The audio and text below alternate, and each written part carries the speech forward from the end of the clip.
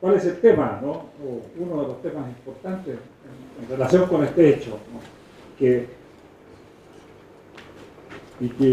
digamos, ha salido al tapete en forma cotidiana durante los últimos días. El saber si ese pronunciamiento fue legítimo, fue un acto de defensa propia por parte del país, o fue un acto ilegítimo, ¿no? Una asonada, digamos, de quienes disponían de la fuerza física para apoderarse del poder político con objetivos inconfesables. La tesis del gobierno actual, ¿no? Del régimen actual, y es una tesis extendida, ¿no? Incluso entre aquellos que en su momento apoyaron el pronunciamiento militar, que por el hecho de ser un gobierno de origen y de carácter democrático, le basta para hacer legítimo todo lo que de él provenga después, ¿no? De que no se puede reclamar, porque basta con ser democrático para que todo lo que de ahí se produzca sea efectivamente legítimo. La verdad es que, bueno, para quienes éramos testigos de los hechos hace 50 años, ese argumento, la verdad es que valía poco frente a la realidad de los hechos que nos abrumaban en ese tiempo, ¿no? Y en que, más allá de si esto era democrático o no, era la suerte del país la que estaba en juego, ¿no? Y eso es lo que nos obliga a reflexionar acerca de los fundamentos del paso que se dio en aquel día. Miren, cuando yo oigo sobre todo al presidente Boric hablar de que el gobierno de Allende era democrático y que con eso basta para, digamos, acerca de la legitimidad de sus actos, recuerda, digamos, hay que remontarse en la historia a la época del absolutismo real, ¿no? En que los reyes consideraban que por el hecho de ser ellos los reyes que por las reglas dinásticas les correspondía asumir el trono, todos los demás tenían que acatar sus órdenes, cualesquiera fueran estas, ¿no?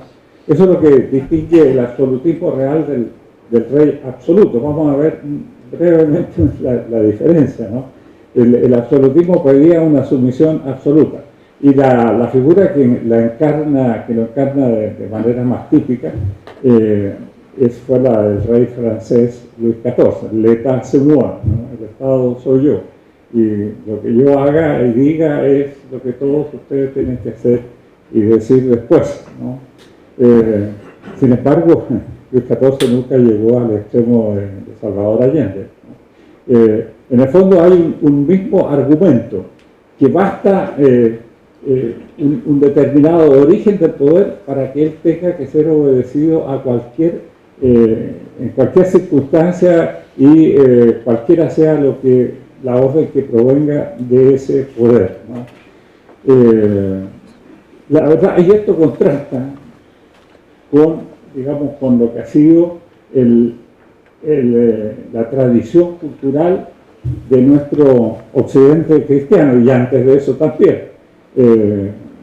Está ya en pensadores precristianos, porque es bastante obvio, pero su formulación más precisa la dio San Isidoro de Sevilla en el siglo VI de nuestra era, VI, en un libro que compuso Las Etimologías, que es una especie de enciclopedia muy breve, por supuesto, de la época, de la sabiduría de la época. Y ahí en uno de sus párrafos afirma esta frase, ¿no? Rex seris si recte faces, si no faces, non eres. Así de simple. Rey serás si obrares rectamente. Si así no obrares, no lo serás. Simplemente en esa frase tan sintética, como era la frase en esa época, ¿no? Que costaba mucho escribir y por lo tanto había que ser muy sintético, en esa frase está, digamos, contenida toda la cultura nuestra acerca de la relación con el poder político, ¿no? lo que hace legítimo un ejercicio de un poder es la rectitud con que se ejerce y no el que solo provenga de un determinado origen, ¿no? Y esto es lo que nos ha llevado en nuestra cultura a distinguir la legitimidad de origen, que es la que se produce habitualmente cuando se accede al poder de acuerdo a las reglas, digamos, ordinarias, normales para estos efectos, y la legitimidad de ejercicio, que es la que proviene del recto ejercicio del poder. Yo quiero decir respecto a la legitimidad de origen que, sin embargo, la regla general, ¿no?, en circunstancias excepcionales, por supuesto, las medidas excepcionales que haya que tomar para acceder al poder pueden ser perfectamente legítimas, como fue el caso del 11 de septiembre de 1973. No hay una legitimidad solo de ejercicio posterior, sino que de origen, por las razones por las cuales tuvieron que asumir el poder. Entonces, esa frase de San Isidoro es la que marca, digamos, la cultura nuestra respecto de la relación con el poder. Miren, brevísimamente, ¿no?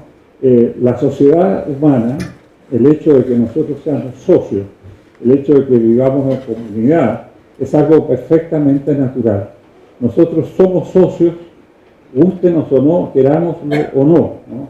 Es un hecho de la realidad, ¿no? ¿Y eso por qué? Porque para enfrentar la vida no podemos hacerlo aisladamente, sino que tenemos que hacerlo en conjunto. Es el conjunto nuestro el que produce todo el bien, del cual participando cada uno después alcanza su máxima dimensión humana, ¿no?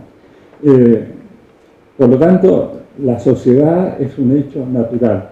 Y tanto en sociedades menores o pequeñas respecto de determinados objetivos muy precisos, una empresa, un club de fútbol, una orquesta, qué sé yo, que se juntan ahí para hacer un objetivo determinado, como la sociedad política, que es la que los engloba a todas y que tiene por objeto el bien mayor de la persona humana, que por lo visto es un bien común, ¿no?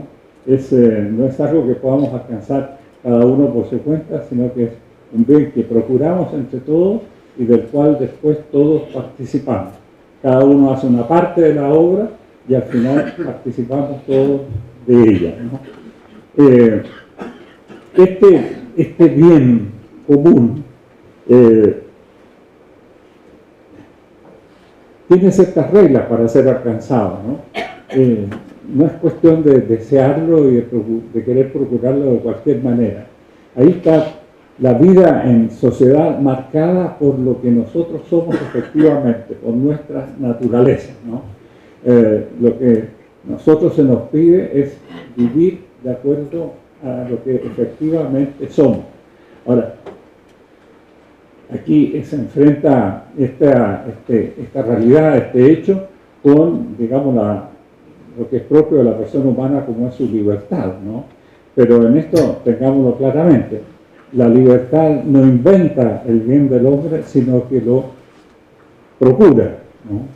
Lo que nosotros somos libres es para los medios para procurar ese bien, pero no respecto del bien propiamente tal, ¿no?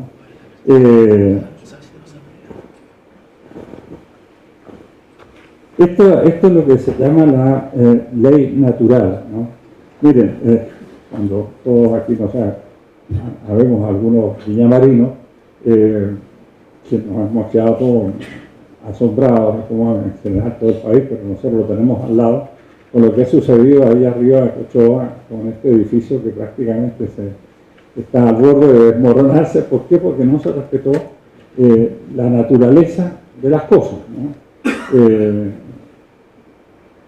Es una cosa bastante usual, ni siquiera reparamos en eso, pero ¿por qué tiene que haber escaleras en el edificio? ¿Por qué tiene que tener un volumen determinado? ¿Por qué tiene que haber puertas de acceso, etcétera? Por exigencias de nuestra propia naturaleza. Eso es lo que se denomina la ley. Es, digamos, un instrumento a través del cual, en cuyo cumplimiento nosotros vamos procurando nuestro bien, nuestra perfección. La ley, por lo tanto, no se inventa, no es fruto de una declaración puramente formal, sino que es fruto de un conocimiento y después de una aplicación razonable de acuerdo a las circunstancias para procurar nuestro bien.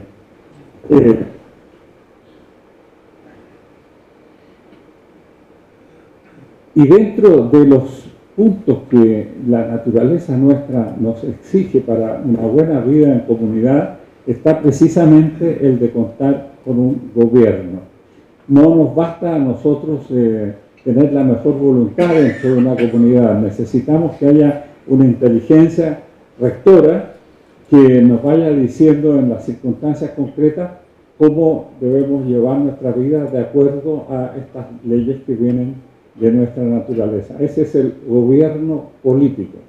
El gobierno político no es una cuestión que nosotros la inventemos, sino que es una exigencia de nuestra propia naturaleza para la vida social.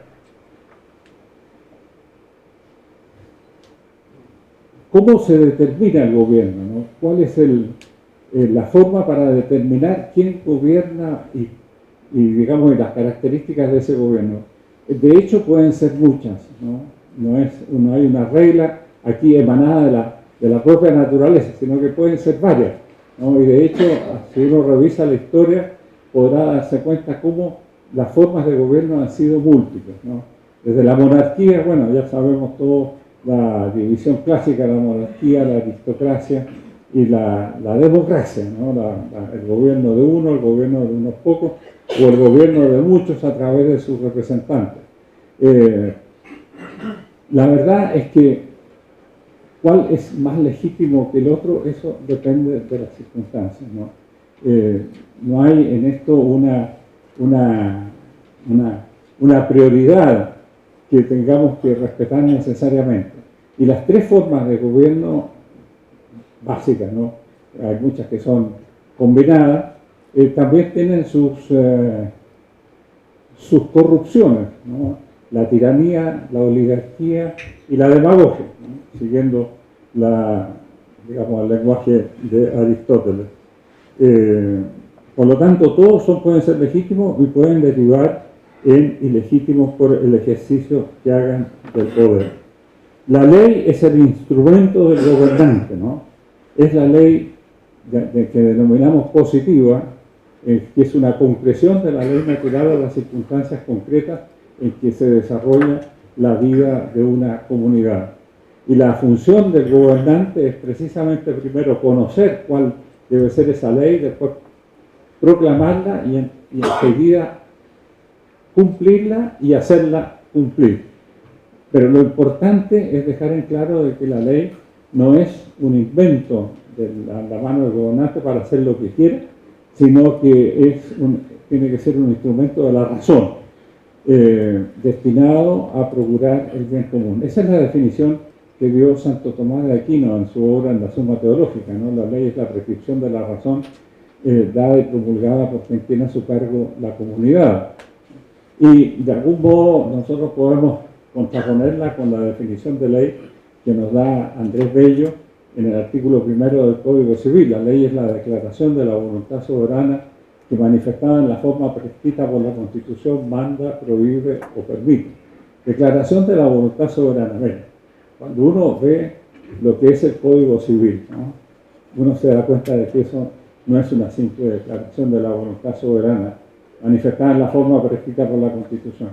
Detrás del Código Civil hay un enorme estudio, una enorme, digamos, capacidad de investigación. Don Andrés Bello era verdaderamente casi monstruoso para haber podido escribir ese código, ¿no? Pero lo pone enteramente después en manos de este artículo primero. Cualquier declaración de la voluntad soberana, con tal de que sea manifestada en la forma prescrita por la Constitución, manda, prohíbe o permite. No, eso a don Andrés Bello, eso no lo hubiera aprendido, y de hecho no lo practicó. Toda su obra es una expresión de la definición de ley de Santo Tomás, una expresión de la razón, de la racionalidad. Don Andrés Bello estudió, es decir, como malo de la cabeza, todos los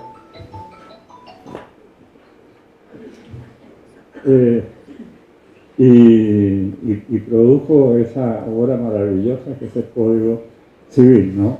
Pero quedó con su primer artículo que después se ha aplicado en forma ya arbitraria, ¿no? Y hemos tenido como leyes, aunque están declaradas en la forma prevista por la Constitución, realmente muy negativa. Eso nos demuestra que lo que a la ley la hace legítima no es solo su forma de ser promulgada, sino el contenido que ella tiene, ¿no?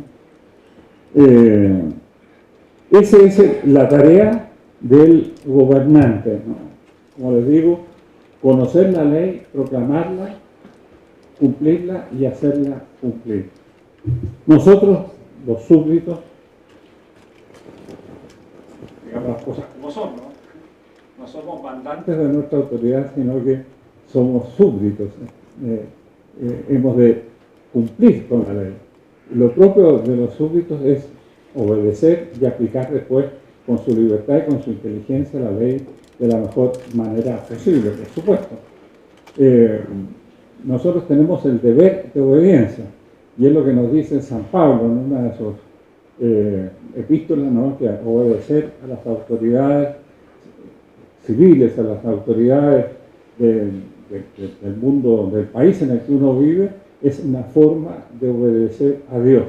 Y por lo tanto le tenemos que tener acatamiento, respeto, veneración y gratitud, ¿no? A quienes ejercen el poder, porque es una función absolutamente primordial para nuestro bien, digamos, como parte de esa comunidad, ¿no?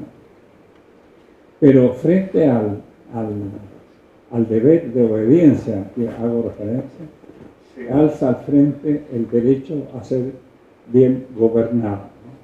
El ejercicio del poder no puede ser cualquiera, sino que tiene que orientarse al bien común, tiene que respetar la libertad, la capacidad de las personas de hacer su propio destino dentro del marco general de la comunidad. Y la función del gobierno para eso es esencial. Por lo tanto, no es que para nosotros sea una cuestión secundaria obedecer o no obedecer, sino que es esencial. Y por eso es por lo que nosotros tenemos dentro de nuestros derechos el derecho a ser bien gobernados, ¿no? Y si esto lo decía un autor español, ¿no? En que definía la democracia más que el derecho de gobernar, es el derecho a ser bien gobernado, ¿no? Y si no se gobierna bien, ¿qué pasa? Uno puede exigir ser bien gobernado, ¿no? Y si a pesar de exigir ser bien gobernado no se es bien gobernado, ahí brota el derecho a darse un buen gobierno como un elemento básico para la subsistencia y el progreso y el desarrollo de la sociedad de la cual uno forma parte, ¿no?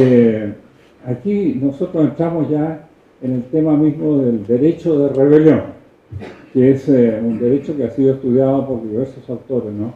Yo quiero traer a colación aquí la obra también de Santo Tomás de Aquino, que en su Suma Teológica, en el capítulo que dedica a la caridad, y dentro de ese a la sedición, como una forma de faltar a la caridad, él se ocupa de la rebelión. Dice que el rebelarse contra el poder político es sedición y por lo tanto es un pecado gravísimo, ¿no? Que no se puede tolerar. Pero, dice, no hay sedición cuando se dan ciertas circunstancias que hacen imperioso digamos, innecesario el oponerse a ese ejercicio del poder, incluso para darse otro, ¿no? Y ahí él de algún modo señala algunas de las condiciones que son básicas para estos efectos. En primer lugar, por supuesto, que el poder en ejercicio lo haga mal, sea circunstancialmente o sea con la intención de hacer el daño, ¿no?